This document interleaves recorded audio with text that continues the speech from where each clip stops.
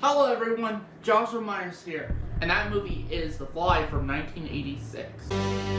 Dr. Seth Brundle's brilliant invention goes horribly wrong, and two beings merge into one.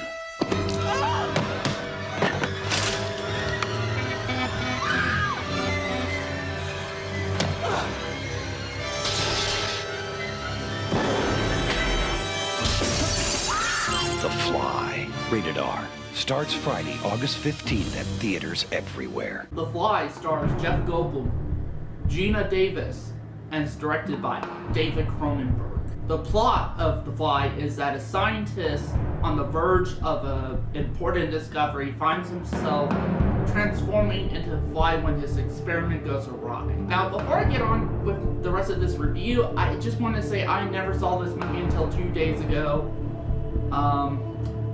And in the Killer Flicks Facebook page, there was this post basically saying which remake is better, John Carpenter's The Thing or The Fly, David Cronenberg's The Fly. And of course most people picked John Carpenter's The Thing over David Cronenberg's The Fly, although there were some people who picked The Fly over The Thing remake. But I mentioned in there because I picked the first choice, which was John Carpenter's The Thing, and I mentioned because I have never seen David Cronenberg's The Fly before. Like, here's some actual comments from the internet. Like, I'll blur out names from the group just in case if they don't want their name out there for their own protection. But basically, as you can see there, you know, I mentioned, hey, I never saw The Fly remake and stuff like that, and you know, somebody was like, dude, you need to watch it. It's an amazing movie. Now I said I will at some point. Once I switch from Shudder to Stars. I didn't do that necessarily recently.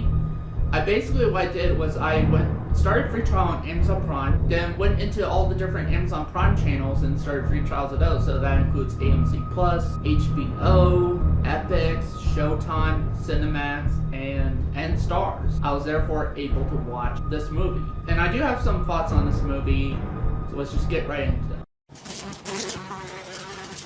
The story. I really dug this story. It is a very simple story if you look at it. Again, like I said, a scientist on the verge of an important discovery finds himself transforming into a fly when his experiment goes awry. So that is a very simple story, actually right there. But they do throw in other stuff in the movie to make it interesting for people.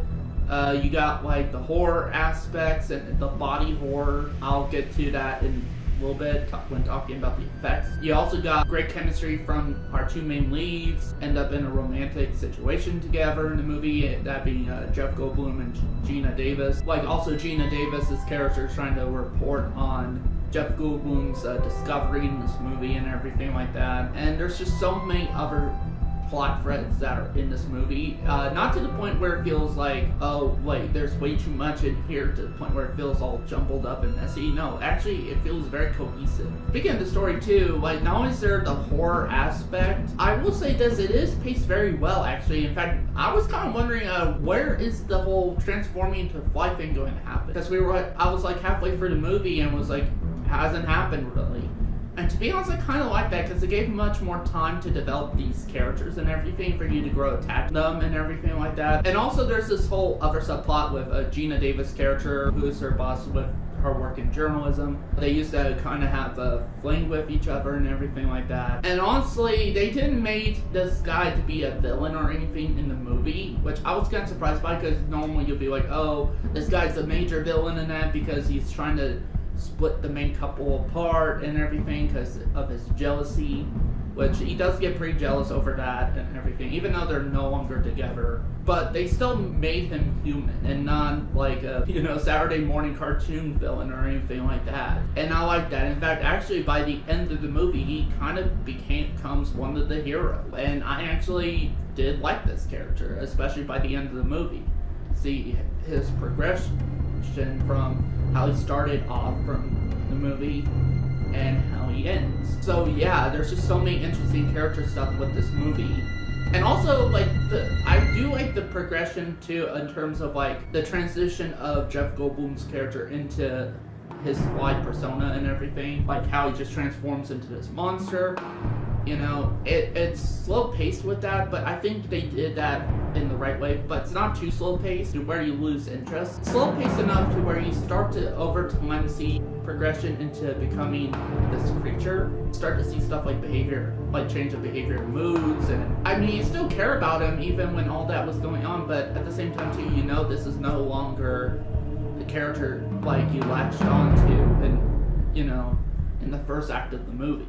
And by the end of it, it's all really tragic and everything, and you know, you just kind of didn't want to see all that happen, but you know it was going to happen because, I mean, a movie called The Fly, it's a body horror. But they did such a good job with making care for these characters and the story that you were so emotionally invested into everything that was going on. Didn't want to see anything bad happen to these characters. Now, in terms of the acting, I really dug the acting from basically everybody involved, especially the two main leads, Jeff Goldblum and Gina Davis, which, of course, I've seen Jeff Goldblum in some other stuff. The only other films I've seen him in were in Jurassic Park, The Lost World, Jurassic World Fallen Kingdom. I also saw him in Cats and Dogs and Thor Ragnarok. So those are the only movies I seen Jeff Goldblum in.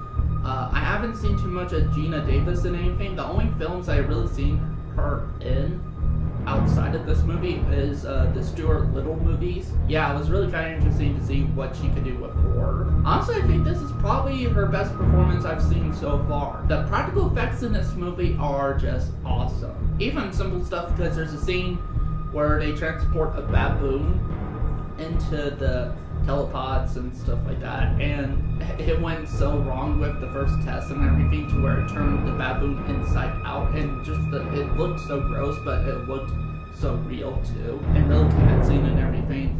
And then you get the stuff with like Jeff Goldblum's character turning into this fly and everything, and the kind of subtle changes that happen over the course of the movie. And as the film goes on, it becomes more drastic in terms of the change. And I've just liked every single practical effect with that, actually. It really looked like he could be turning into this thing, actually. Plus with how well he carried himself in terms of how his behavioral change and everything like that. Also, another positive I have is the music. The music's is really well done. I forgot who composed the music. If not, I'll put his name on the screen here, his or her name.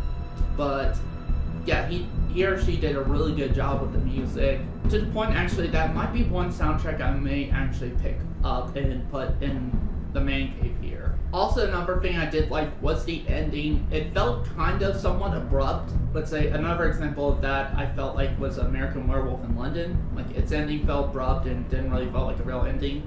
But this one did it a little bit better actually in terms of the abrupt ending, because it built up the movie, I think, a lot better and everything, and built up to that moment. And it was really actually emotional, actually. I think I was just close to tears by the end of it, because I grew to love these characters and everything, and I didn't want to see anything bad happen to them. Plus, I was so invested in what was going to happen. And that's the thing, movies are meant, especially great movies, are meant to evoke emotion like that. They're meant to make you care about this movie, the plot, characters, and that, to the point where you're clamoring for more. But enough with the positives, because I just like with all the other stuff, I could keep on going on and on about all the great things in this movie. So let's just get on to my negatives. Let's see, do I have any negatives? No, I don't think I do, actually. So yeah, I don't have any real negatives or any negatives at all with this film. So with that said, I'm going to give David Cronenberg's The Fly a 5 out of 5 stars. Honestly, for me, this is an awesome movie. I'm so glad that people over at Killer Flakes recommended me this movie. Sorry about that, my camera just turned off on me. So yeah, anyway, this was an awesome movie, and I'm really glad that I checked it out. So that's it for this review. Thank you guys for watching, and remember, flies don't have politics.